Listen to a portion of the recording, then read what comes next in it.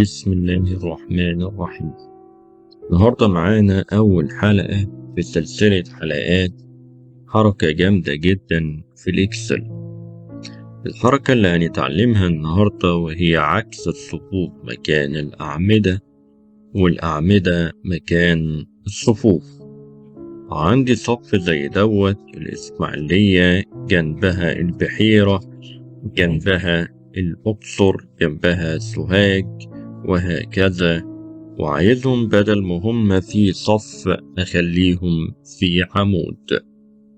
أحدد الصف الأولاني ده كده وهعمله كوبي، وهروح في أي مكان فاضي وأجي أقف هنا وأعمل كليك يمين واختار بيست سبيشال، ومن بيست سبيشال اختار ترانسبوز يعني بعكس الصفوف مكان الأعمدة والأعمدة مكان الصفوف. يبقى كلمة السر بتاعتنا النهاردة هي ترانسبوز. لو اخترت أول فأنا باخدها بنفس التنسيق وبنفس كل حاجة. لو اخترت value فأنا بنقل الصف كقيم فقط، ولكن التنسيق مش بيتنقل.